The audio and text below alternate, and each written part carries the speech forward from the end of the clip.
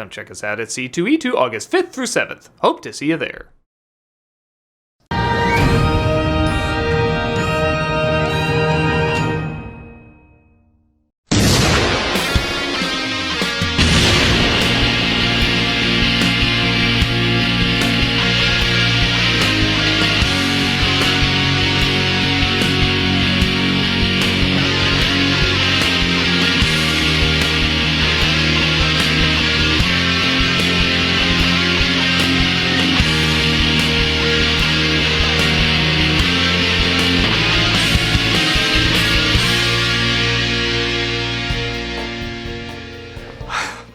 Hello, I'm the Nostalgic Rick. I remember it so you don't have to. And oh man, we got a watch party with the worst movie of the past 20 years, Morbius. I gotta say, I'm especially excited to finally hear him say, it's Morbin time. Let's take a look. One Morbius later. What the hell, man? He didn't say it at all! I don't know, man. I feel like the internet made that up. Oh, come on, Shazam. Why would the internet make up something like that? I don't know, man. I just got a feeling. No. We must have missed it. Are you down for watching it again? Who's ever said that about Morbius? Let's watch it again. Another Morbius later. Holy angry variation! It's not in the movie! Told you, man. The internet made it up. But why would the internet try to convince us of something like that?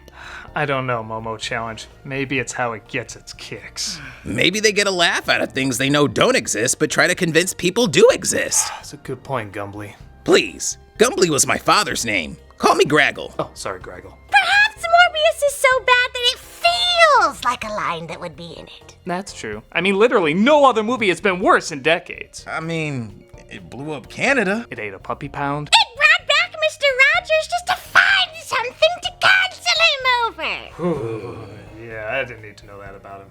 Or maybe those things are made up too. Impossible. Next you'll be telling me Ugly Sonic wasn't in the Multiverse of Madness. No, maybe he's right. Maybe there's been so much build-up to what a failure the movie would be. That the internet had fun making up even more failures. I guess it's possible.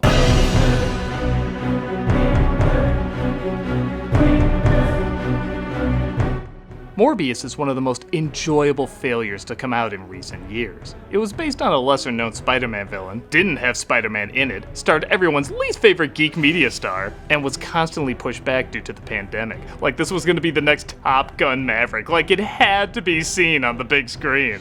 Not surprisingly, the film bombed pretty hard and was ripped apart by critics. But it also got something else going. The internet was fascinated, hell, still is fascinated with convincing people media that clearly doesn't exist, exists. A 90s Geck show on Toon Disney where he swears. Why am I in the mood to mercilessly beat an LA motorist? A missing Simpson character named Graggle. Walter White in the Multiverse of Madness. And yes, Morbius saying, it's Morbin time. It's Morbin time. Even Jared Leto, in a brief self-allowance of humor, made a joke about reading a script from Morbius 2, It's Morbin time. Sony completely misread this meme, thinking it would translate into gold, and re-release Morbius again on the big screen, making it one of the rare films to bomb twice. It was a perfect ending for a perfect failure. But what maybe makes it even stranger is, I actually think this movie's kinda okay. Oh no! God. Have you no shame? What's wrong with you? Unreal, unbelievable, unbelievable as me. Yeah, I'm gonna be that guy. So, okay, I haven't lost my mind. It's clear what's wrong with this film. But I actually found myself getting into it enough that I did want to know what was gonna happen in the end. Maybe the bar was set so low. Maybe I was expecting so much worse. Maybe I'm a sucker for tormented monster movies and appreciate this actually gave me a tormented monster movie instead of lying with a buddy-buddy 90s comedy. But that's it. There's still lots of laughs that can be had and plenty of stupid things to point out. So I'm gonna mock them like everybody does, but also stick up for it a little bit. A little bit. Because let's face it, who else is going to? I think we know who the real monster is. As my uncle comic book Graggle said, worst episode ever. 90s cell phone. Let's take a look at the internet's favorite failure. Cute. This is Morbius. The film opens with Dr. Morbius, played by internet punchline for at least 2 more years, Jared Leto, traveling to Costa Rica to get his hands on some bats. Yeah, how much you want bet? He used those crutches off set. I hear he also sucked Michael Keaton's blood so he could be a literal lame Batman. We get to attack Jared Leto? Hell yeah, we're down for that! I'm just gonna make an assumption and say this is followed by a, yeah, this felt like a sometime earlier movie. Okay, to the film's credit, this isn't like a 2 weeks earlier thing. It actually goes back to when he was a child growing up in a hospital with a rare blood disease. Hello, Milo. My name's Lucian. The person who was here before was Milo. He was also the new Milo. I don't even remember the first Milo. Yeah, you totally joined a cult. Everybody here is named Milo. But don't worry, some of the people that left here discovered Atlantis, laws, and overlooked animal cruelty. Jesus, that's a waterfall! Like the original Spartans. We are the few against the many. While I really like these child actors and I believe their friendship, these bullies are so impressively one note, even Stephen King would demand a rewrite for them. Look at the freaks! They're dying! Come on, guys, I hear we can get some chuckles at the Anne Frank Museum. Nurse! Milo's machine starts to crash, but thankfully Morbius here is on the case and fixes it with a pen. Again, your run-of-the-mill bad movie would just ignore how impossibly amazing that is, but his doctor does say, holy shit, how impossibly amazing that is. You fixed it with a ballpoint pen. There's a school for gifted children in New York. It's called Xavier's School for Preteen Pretentiousness. While Michael is sent off, he writes to Milo, who's left behind. But oh no, the bully's got his hilarious letters? He says he misses him and every day is physical pain. We should totally show this to the bully factory we came out of. Oh boy, this will be just like the time we beat up that old lady with her own wheelchair. Get away! Come on, guys, we can punch ourselves for a few hours. Years pass and Michael becomes a breakthrough scientist, creating artificial blood, but still hasn't found a cure for him and Milo. Played now by Matt Smith. We both know I have issues, but hey, I kept the program. You know, does dressing up like the Mad Doctor really put kids' minds at ease with your bedside manner? He's assisted by Dr. Bancroft, played by Adria Arjona, who discovers that a lot of his breakthroughs are coming from the OG bloodsuckers themselves. Some friends I brought back from Costa Rica. Ah, dinner's ready. The fusion of different species is a legacy we already carry. We have to push the boundaries, take the risks. Invest in Bitcoin! He tries it out on lab rats, which at first doesn't seem to work, but after a little bit of time, does. Though their personalities do seem a little different. It worked. It must be inordinately taxing to be such a boob.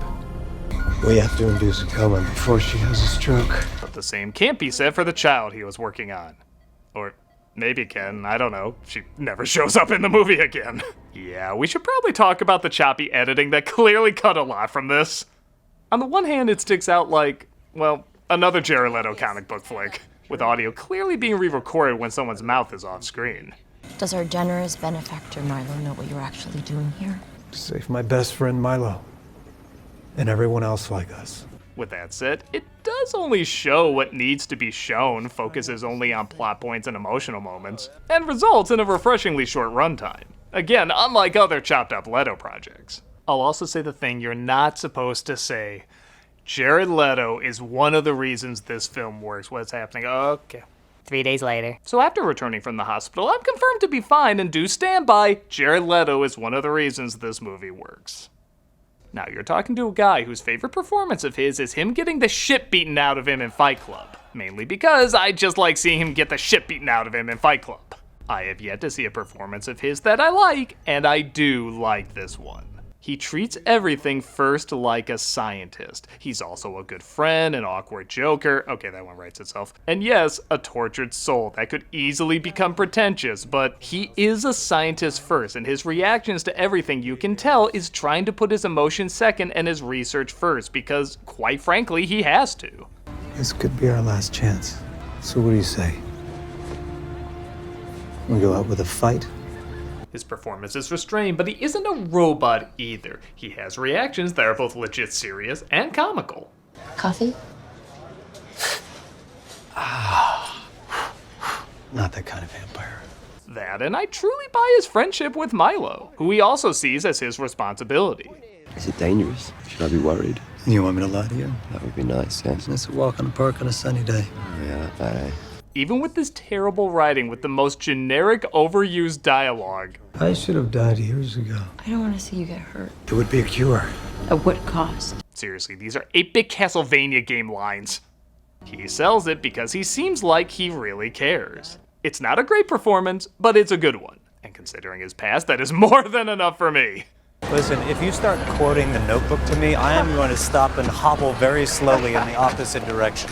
Oh, this is the part where the bullies still wear the red vests, are grown up, and still beat the shit out of them? Tell me they've done anything else with their lives! With Milo's money, he's going to international waters to perform his illegal experiment on himself, as he feels it's his last resort. Hey, wait guys, I don't think they brought us out to international waters just so we could gamble. Shouldn't be down here. I can be wherever I want, nurse. It's doctor, actually. You're still the help, just like me. Yeah, we have 1 minute to make you unlikable to justify Morbius killing you, so hurry it up. What the hell? Everybody down to the lab now. What did that? Is his code a walkie-talkie? What the hell did he say that into? What, they got the traditional big bulky ones, yet he has some sort of unseen microphone in his collar? What did that? No, you're supposed to say into your button fly. That's where your walkie-talkie is! Stop! Put that gun down! Oh, they pushed her. I guess they're ethically okay to kill too. We can still root for him.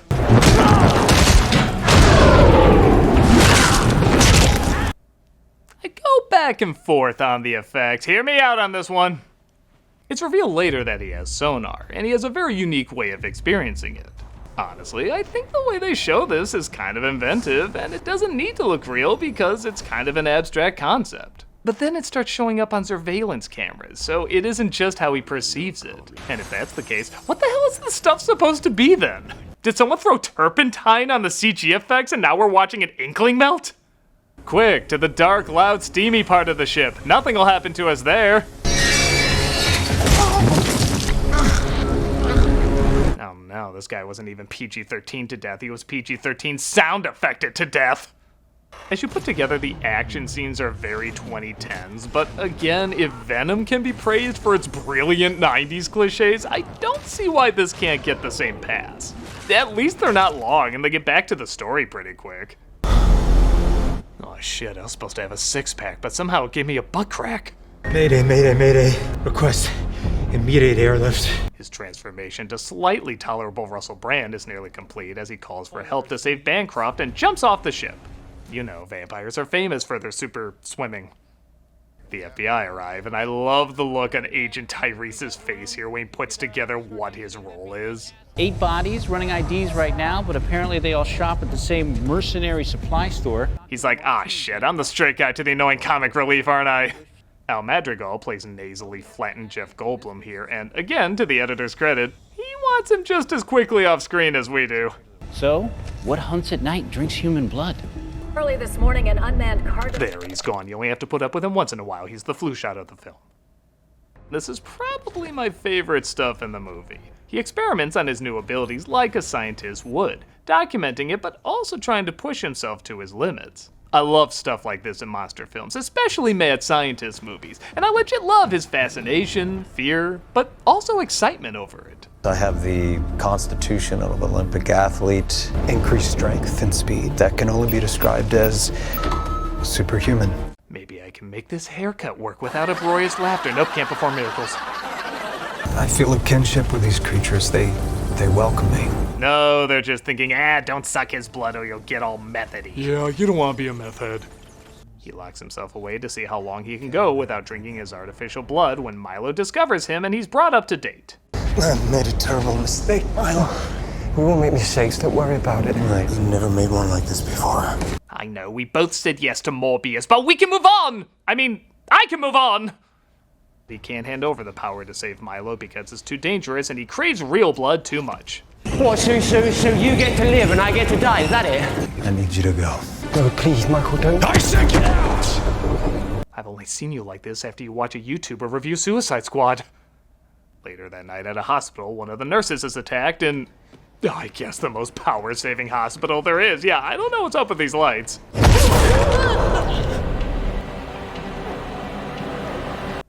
Beats paying the hospital bill. Am I right? Am I right? I deserve this one. I'm not even a doctor.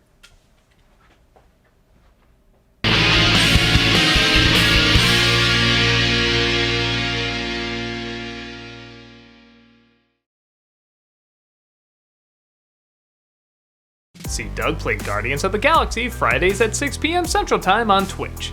We also got a new schedule and material 6 days a week. Hope to see you there.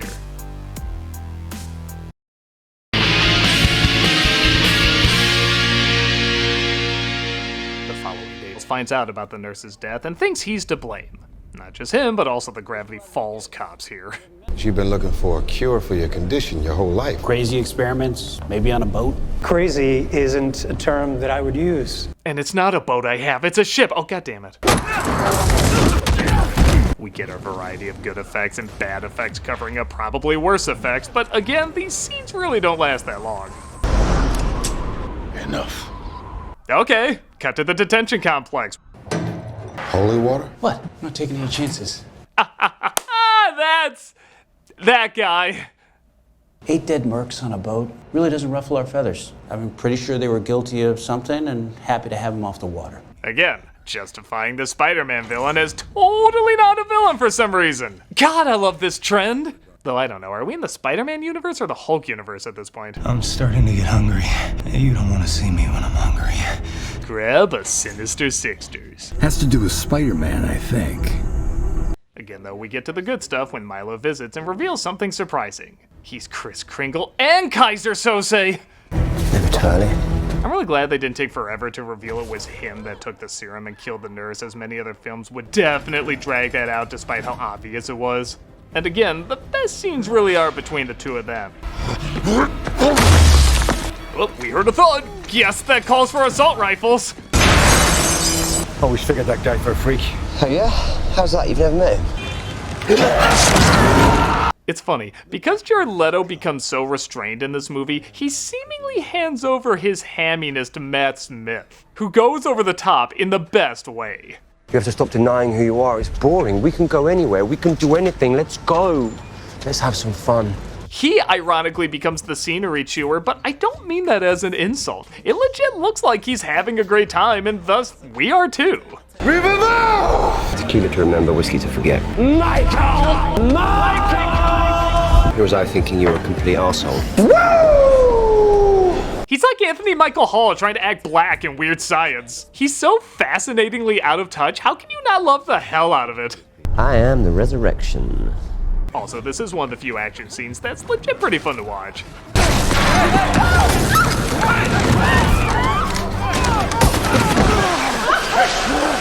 The most realistic part of the movie, New Yorker's not giving a shit. I will use my Marvel vs. Capcom effects on you! Michael leaves him and tries to meet up with Bancroft in secret. Hey, stranger. Around this here bus, they call him Strider. She believes him and decides to help him out, but they need a lab, which he conveniently stumbles across and conveniently snatches some blood on his way to it. Yeah, did I mention yet the script is the worst part of the movie? I am gonna need your laboratory. You trying to be funny? No, absolutely not. I'm Jared Leto, I don't know how to be funny. Who the hell are you, man? Oh, should he be coming out at a pride party then? Yeah, why do these get a pass again? Whoa, Doctor Who Dat? Hello, Duke of Hamburg. Milo tries stealing girlfriends at a local club, which pisses off quite a few boyfriends. But he naturally gets revenge later that night. It's Milo time. Okay, considering this character, I wouldn't be shocked if he said that. After a pretty cool scene where Bancroft tries to slow down her heartbeat to show Milo she's not lying. Just to be sure, I'm going to ask you one more time. You don't happen to know where he is? I don't. Okay, to be fair, my heart would be beating fast if Matt Smith was just randomly acting this weird around me. He's visited by the doctor who raised him in the hospital. There will be no more violence, understand? And yeah, okay, it isn't quite Fallen Kingdom call the police on yourself, but exactly what you would think happens.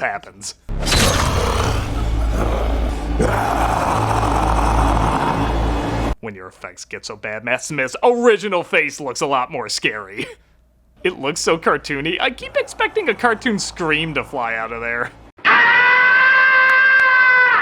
Milo visits Bancroft again, attempts to kill her, and I will say this is kinda where the movie legit starts to blow. It's not the worst, but you can tell everyone just wants to get the film over with. There is literally just 10 minutes left for the conflict, climax, and resolution, and it goes by like 5. It's a little weird. First off, this is Leto and Arjona's only bad acting. She is dying, and neither of them seem to give a shit about it. Make it mean something. I'm sorry. Oh, hold on, I'm phoning a DoorDash while I'm also phoning this part too. He fights Milo in, you guessed it, some pretty piss poor effects. Drank the red. Good for you. Is your face becoming one of those drawings where it's upside down but right side up at the same time? They do enough action pauses to make Zack Snyder say slow down. I mean, don't slow down, you know what I mean. Their suits are so untorn, I'm wondering if they're vampires too. Hey, coats can also be walkie-talkies in this world. And out of nowhere, he summons all these bats. Does Batman Begins have a lawsuit ready? It's just so many questions. He defeats Milo, Bancroft comes back to life after being bitten, and no joke, that's where it ends. Or rather, stops. It's comical how quickly this film wraps up. And even that it doesn't do very well because we have an after-credit sequence that is so terrible, it might be my favorite of all time. Michael Keaton as the Vulture appears from another universe, you know, the one where he says hi to Morbius in the trailer, and is released because, well, nobody knows who the hell he is or where he came from. Now, keep in mind, this film did get pushed back because of the pandemic and Spider-Man No Way Home came out first, even though this was supposed to come out before. So a little choppiness is expected here. But oh my god, you have no idea! It shows Morbius driving to the middle of nowhere, clearly meant for a different scene in the movie, when CG Vulture appears with a laughably dubbed Keaton voiceover.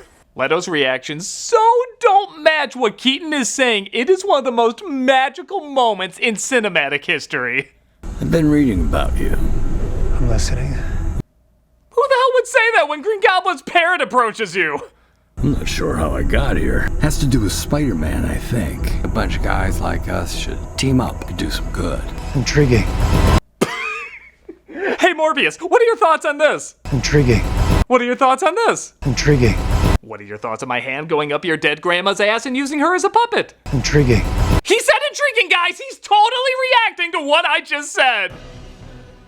Okay, so I think the last few minutes are more what people were expecting this film to be. Laughably bad and forced. For me though, I can't lie about my thoughts. I truly found there to be more good in this than bad. I like Leto's performance, I like Smith's performance. They're both entertaining for different reasons, and it's kind of a role reversal for these two actors. I like their friendship turned rivalry, I like the struggle they had, I like their unique way of showing sonar when they actually kept it just sonar. I enjoy the monster/mad scientist angle of the film. I love when he's experimenting with his abilities. While it's nothing spectacular by any means, if the film was to be stopped halfway through, I would seek it out and finish it to find out what happens to the main leads. With that said, yes, it's phenomenally easy to see why anyone would not like this film. It's poorly written, it's noticeably chopped up, and it's an idea that clearly exists just to give Sony a third attempt at a Sinister Six movie. But like I said, I think this is for me what Venom is for a lot of other people. The bad moments just don't overshadow the good for me. It's only in the last 10 minutes that it gets horribly bad, and even then, I was having a good time with just how bad it was. I guess even the people who saw it didn't think it was quite as horrible as it was built up to be, but then again, it wasn't that many people who saw it. What I do know is this movie clearly pushes the right buttons to piss some people off, but it didn't do it for me. Yes, there's a lot to mock, but there's a lot to legitimately enjoy too. For me, it's an okay film. And honestly, that's 10 times more than what I was expecting. By no means the best, but by no means the worst either. Also, movie, you didn't have to make up a fake scene at the end lying to us about what was really going on. That's what the internet's for. Critic, look! Jared Leto in our building! Oh my god, you're right! And look! Another Jared Leto clearly in our building! By Joe, you're correct! Hi, caramba! Another Jared Leto! Holy smokes! And another! And another! And another! Hey, I think a bunch of guys like us should team up. obviously. What do you think, Morbius? Intriguing. Intriguing indeed!